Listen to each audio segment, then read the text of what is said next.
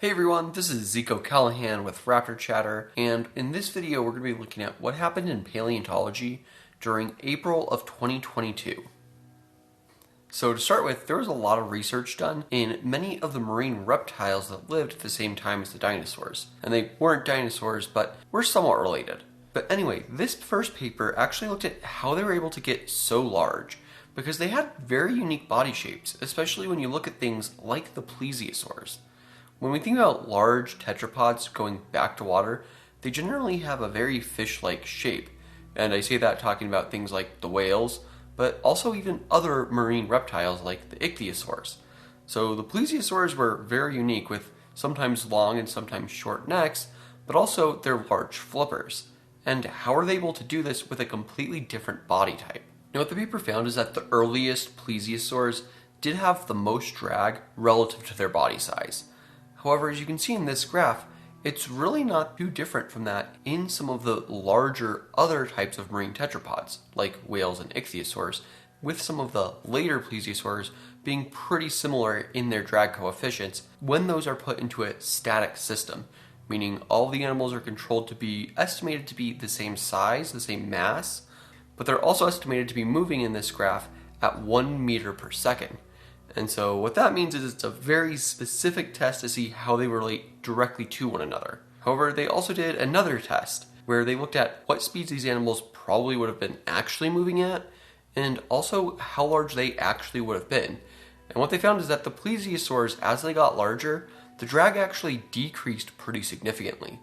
So they were actually able to decrease the amount of effort it would take for themselves to move by getting bigger. And that's actually pretty unique because that doesn't really seem to be the case in some of these other groups.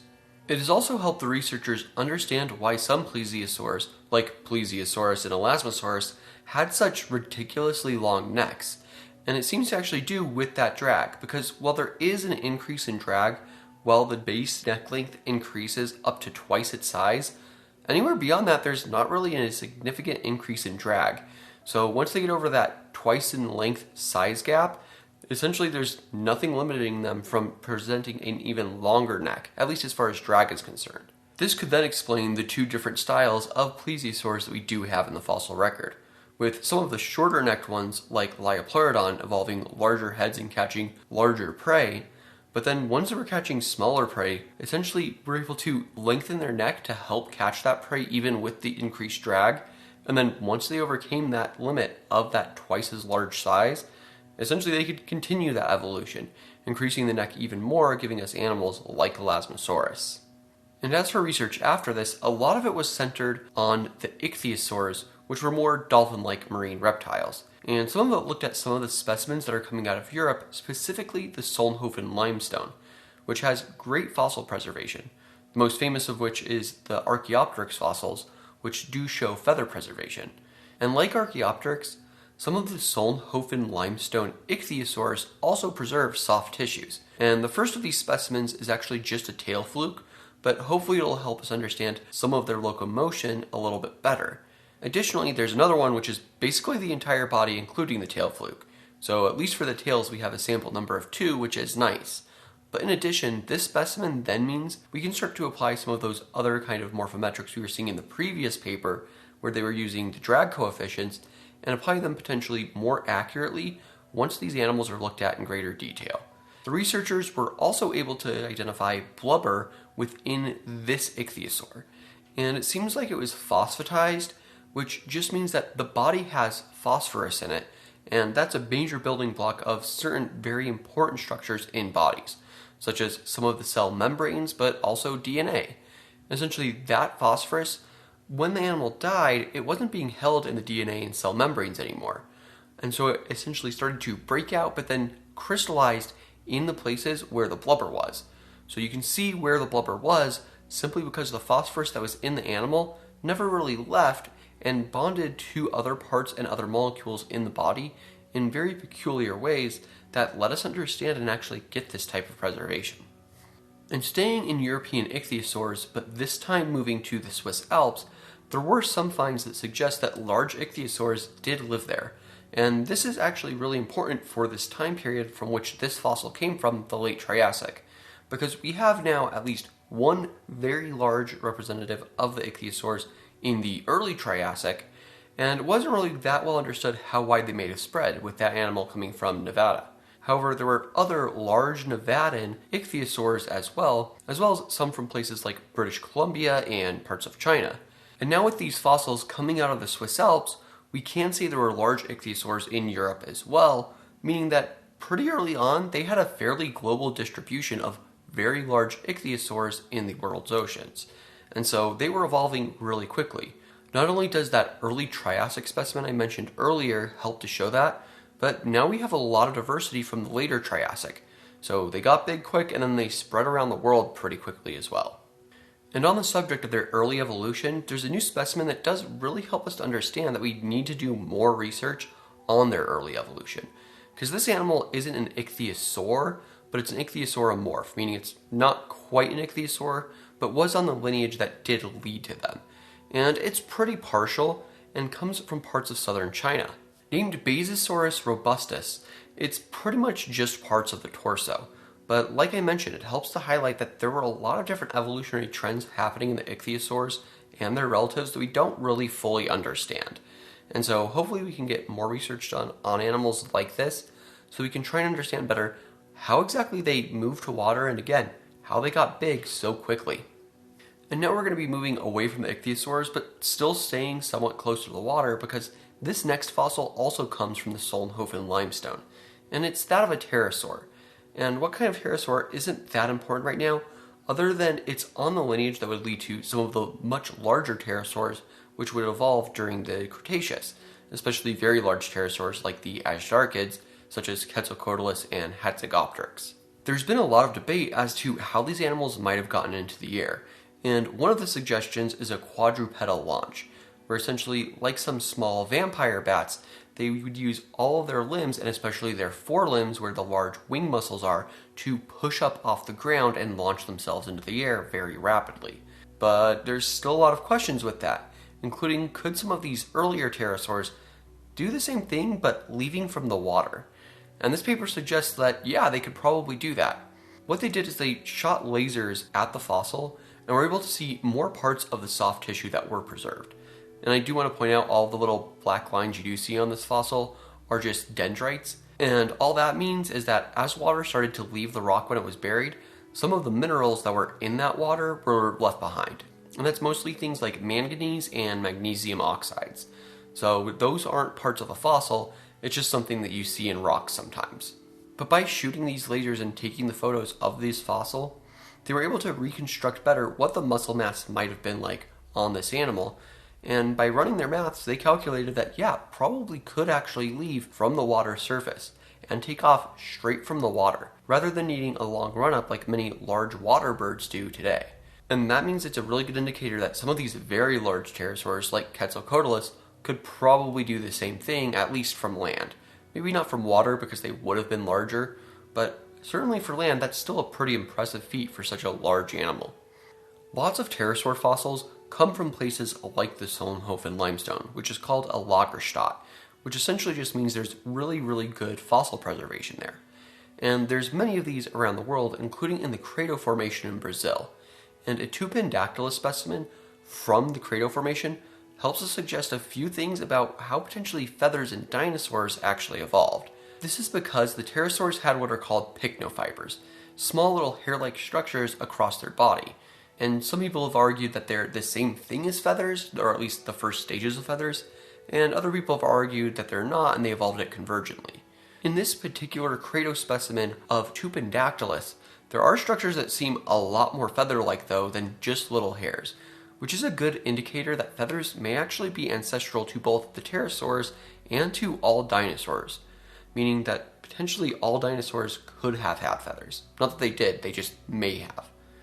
However, again, there's also other things that are being done with this Tupindactylus fossil, because they were able to scan this fossil under scanning electron microscopes and find little shapes of melanosomes which help us understand what colors might have been present on these feathers. And these melanosomes in Tupindactylus were largely elongated, and that's normally associated with brighter colors, meaning that it's very likely that not only were feathers ancestral to all dinosaurs and the pterosaurs, but they were probably or at least potentially used for display features, rather than being something that was directly used for keeping the body warm, as has been suggested sometimes, or potentially even being used for flight initially. Tupandactylus, though, did live during the Cretaceous, so 100 million years after the first pterosaurs and dinosaurs had evolved. So that doesn't necessarily mean for sure that that's what they were using these feathers for initially. What would really help is finding some Triassic feathers, and unfortunately there's not a lot of rock formations in the Triassic that are really conducive to this kind of preservation. And staying in South America and looking at more pterosaurs, there was a new one found, and I'm a little bit frustrated because it is one of those things where sometimes paleontologists just seem to go for the most dramatic and scary sounding name. For example, naming a fossil something that means death dragon, the way Thanatosdrakon does. And like some of the larger pterosaurs, it too was an Asdarchid, and it's actually a bit more complete than many of the others, meaning we can actually hopefully start doing more research with this animal to try and understand better what was going on with the Asdarchids. There's actually 2 specimens of this animal, one of which is just a humerus, which is one of the arm bones, but it does help us understand that it probably would have had a wingspan of around 9.2 meters or pushing 30 feet. So it was a pretty large animal. The other one is slightly smaller, but it does contain most of the wing bones as well as a lot of the bones from below the neck, which is something that's pretty rare to find. In general, we normally get just a few isolated vertebrae in these animals, as well as some of the thicker arm bones that help support the wing, and maybe some small parts of the skull. So the fact that this one has most of the post-cranial and post-neck material preserved means that we can hopefully, again, use this to better understand what was going on with the Asdarchids. And staying in South America, we're going to look at an Argentine fossil of what is actually the largest Megaraptoran dinosaur. Now when we say Megaraptorans, we're not talking about the Dromaeosaurs or the Raptor dinosaurs like from Jurassic Park. Initially, the first find of one of these animals was just Megaraptor, which was a large claw, and they thought it might have been the same thing as the sickle claws on the feet of the Dromaeosaurs. However, it was later found that these bones actually weren't the same. They didn't belong to the feet, they belonged to the hand. And so Megaraptorans were this very unique group of large theropods. In most of the large theropods that we normally consider, they had very large heads and pretty small arms. Think of things like the Tyrannosaurs, the Baisesaurus, and even the Carcharodontosaurs. Meanwhile, the Megaraptorans just went, no, we're just going to get buff as heck. And so grew and evolved massive arms with large claws.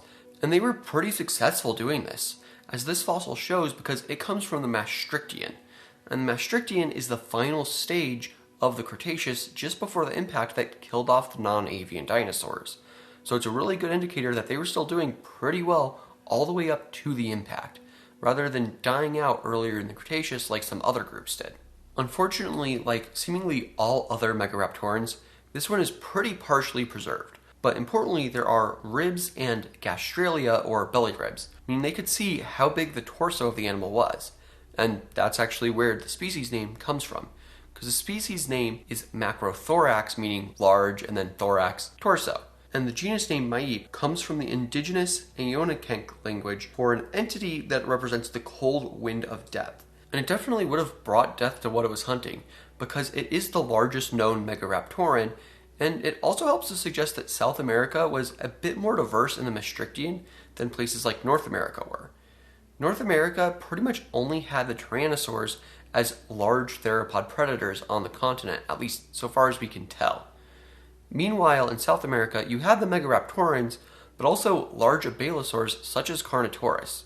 So whatever was going on in South America, there were different pressures that allowed more diversity in these large theropods, at least seemingly. And on the subject of the Tyrannosaurs, there's also a chance that the Megaraptorans just may be a very early branching group of Tyrannosaurs that just took an entirely different route and grew their arms instead of shrinking them.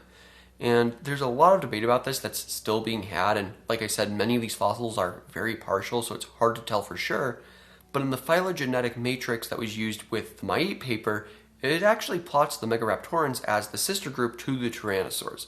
So they are pretty closely related, at least according to this paper. So hopefully there will be more research done on some of the other Megaraptorans that have already been found but not very well described, like Ariostion, or alternatively, people will just find entirely new and more complete Megaraptorans. Either one could happen, and I'd be very content with either one, because I do think these dinosaurs and these as theropod dinosaurs with large arms are pretty unique, and the fact we understand them so poorly is a little disappointing. And going into dinosaurs that are better preserved, there have also been some organic compounds identified from dinosaur fossils. And I'm going to get ahead of this right here. It doesn't mean that they found dinosaur DNA.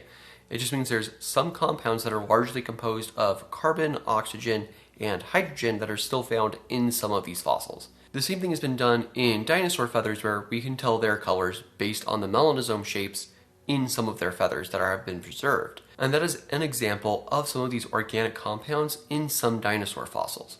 So it's not necessarily limited to just DNA, it could be a lot of different things. And there's a lot of different methods, such as the scanning electron microscopes, that help us to find these. Another method that has helped is using things like Raman light spectroscopy, which is just, again, shooting lasers of particular wavelengths at fossils and seeing how the fossils give off different types of light and what wavelengths those lights they give off are, and using that to try and understand what the chemical compounds in the fossils actually are. You can also entirely vaporize small portions of the fossil, and when you essentially turn it into that vapor, you can then also shoot light through it and help to try and understand at an even higher fraction what some of those compounds might be. And each of these has advantages and disadvantages. For example, using the vapor, you can identify those smaller percentages, but you have to destroy parts of the fossil. So there's a lot of different techniques that researchers can use to try and actually understand what is happening in these fossils. And this new paper essentially just summarizes all of those and some of the findings that they've had, such as the melanosomes that I mentioned earlier, as well as other things such as a few isolated proteins. And I want to be very clear here. Proteins are just solid evidence of organic compounds that are present in these sorts of fossils. Again, not DNA, just that DNA was once present. And these seem to decay very rapidly once they are found. So hopefully we'll be able to get some better understanding of the chemistry of those proteins at some point. There's also new methods that are being used to look at other types of fossils, and not necessarily for their chemistry, but just understand what might have been damaged over geologic time. And that includes things like micro-CT scanning different parts of rock to see what's inside of it. And this one's actually really cool because snakes have a really poor fossil record, largely because many of the bones that are thick and heavy, like limb bones, just don't exist in snakes. Additionally, because their skulls are so derived and evolved to open very widely, that means that the heavy jaw bones aren't as heavy as they normally are in other animals, in snakes. This means we don't have a lot of snake fossils, and the ones we do have are often crushed pretty badly over geologic time, such as this one, which you can see in really good detail because they used micro-CT scanning to see where all of the bones and bone fragments were before actually trying to prepare any of it. And this model is actually available on Morphosource, which is actually a project that is being funded by many different grants in order to help us understand and get better scans of many different animals from all around the world, including some fossil animals and many modern animals as well.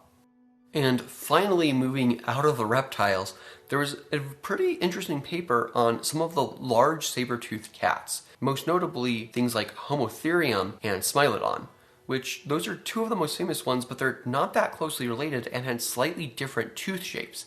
And that's brought up the question of, essentially, how did they look when they were in life? This is because teeth need to stay damp or else the dentine will start to crack, because while dentine is hard, it's not necessarily completely immune to cracking.